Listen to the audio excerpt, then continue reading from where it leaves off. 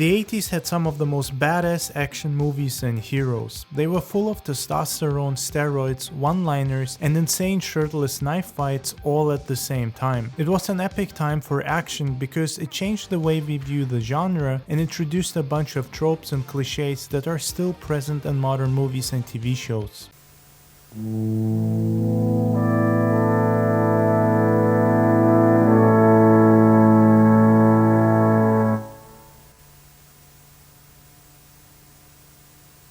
Rambo.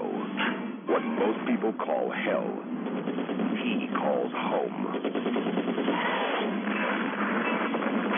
The first two Rambo movies might be some of the most important action movies ever made, if not literally the most important and influential ones. These are the movies that introduced a lot of tropes associated with the genre, such as the lone wolf warrior killing hundreds of enemies with a machine gun or his bare hands, trying to survive out in the jungle or woods. The first movie also deals with much darker and mature topics such as Vietnam, PTSD, and police brutality, as well as the negative attitude towards Vietnam vets at the time.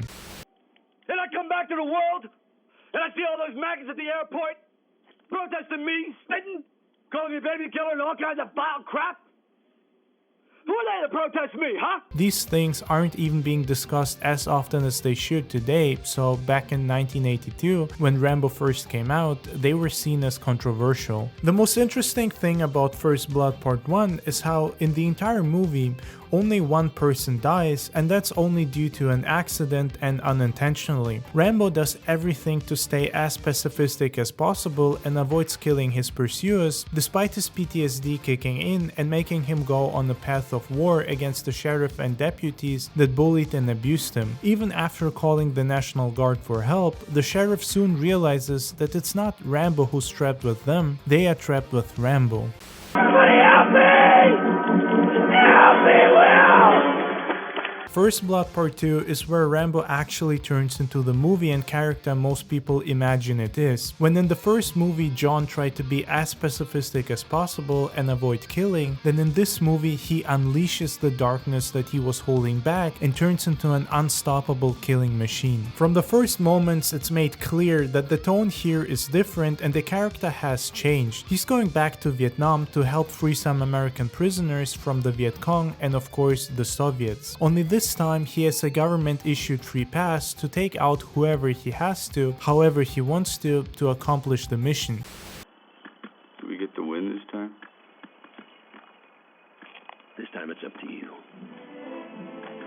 Now this obviously sounds like any generic 80s action movie, but there's more to First Blood Part 2. Its influence was a lot bigger than that of the first movie, despite both being considered classics. The second movie has turned into a more iconic movie because at that time, even though hardcore action movies already existed, none of them had this level of action and Reagan-level politics. Both are anti-war movies. Despite Rambo killing and destroying more, it's never shown as a good thing or celebrated. At the time of its release, it was considered just as violent and dark as the first movie, even though story-wise it was a lot weaker. It is iconic because it created the mythos and trope of the lone wolf warrior who runs around without a shirt, hiding in the jungle while ambushing his enemies. While the story is not complex or deep, it does have a decent plot filled with betrayal, political commentary, and various other messages. What Rambo First Blood Part 2 really works on to develop early are the injustices of its world that John Rambo is struggling against, the bureaucracy, the turncoat government that abandoned him, and a military complex that puts politics above human lives.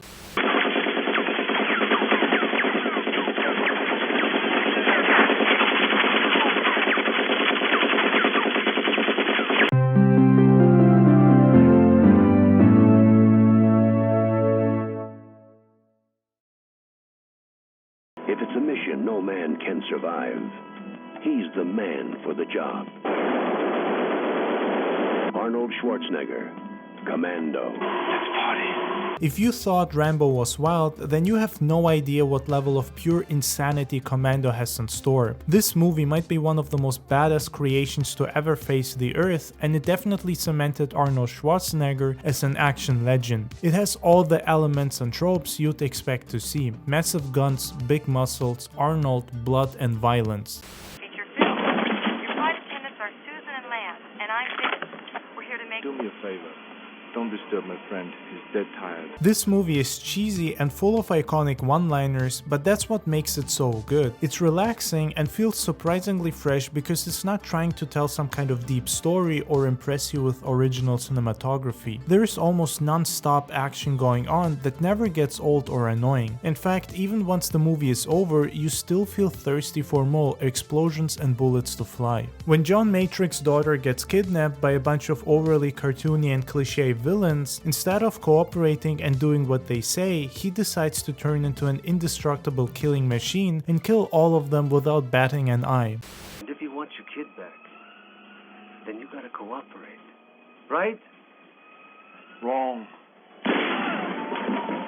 Commando defines what 80s action was all about, and it does so in a perfect way. At the same time, despite being full of cliches and tropes, it also tries to subvert some of them and change expectations. It seems like this movie is almost aware of all the tropes that were around in the 80s and makes a conscious decision to include as many as it can, while at the same time trying to be unexpected and subvert the same tropes. I believe that's why Commando works so well, because it doesn't take itself too seriously, but also isn't trying to be a parody or completely without substance. This movie is iconic because of these factors and fun to watch. The action here is over the top and completely unapologetic. John Matrix doesn't care how much damage he doesn't care how many people he has to kill or what happens in the process. He's basically a human version of the Terminator, not stopping before he has killed everyone involved in the kidnapping of his daughter. Matrix won't leave you threatening messages on your phone or try to bargain with you. The first time you see him will be the last time you see anything. Arnold really shines in this movie, and he's the main reason it ended up being so iconic. I don't think it would have been as successful without him, because his comedic timing and almost emotionless delivery of his lines is what makes the character really stand out. The acting in this movie isn't great, nor is the story in any way original or unheard of, but that's exactly why Commando is so good. Schwarzenegger has a certain charm and timing that other action stars, at least back in the 80s, lacked. The movie was never supposed to be funny, but his delivery of one-liners is so iconic and good that he is rightfully called the king of one-liners. Remember, Sally, when I promised to kill you last? That's right, Major. You did. I lied. What'd you do, Sully? I let him go.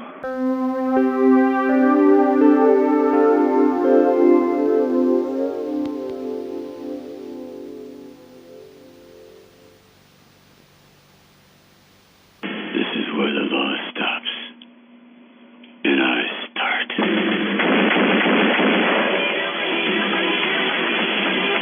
Stallone is a cop called Cobra.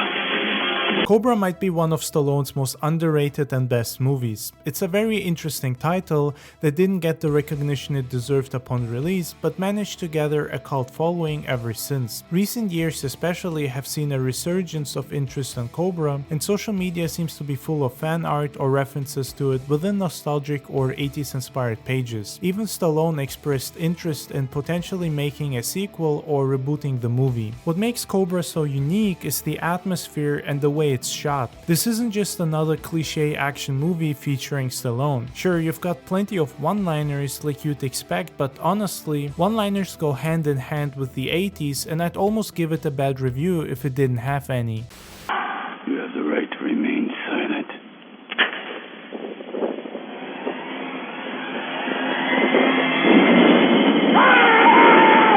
Cobra is dark. A crazy cult is terrorizing LA, led by a deranged serial killing maniac called the Night Slasher. The movie doesn't pull any punches when it comes to this, as in typical horror fashion, we see him kill and slash a bunch of people. It might not be as graphic as a full-blown horror movie, but it certainly uses a lot of elements that you'd also see in horror. From the first minute, Cobra builds a dark and depressing atmosphere. It paints a picture of a world gone mad where random mass shootings and supermarkets happen all the time. It actually has a lot in common with The Punisher. In fact, it might have even been released as the Punisher movie without anyone raising an eyebrow. You're a disease, and I'm the cure. Die! Drop it!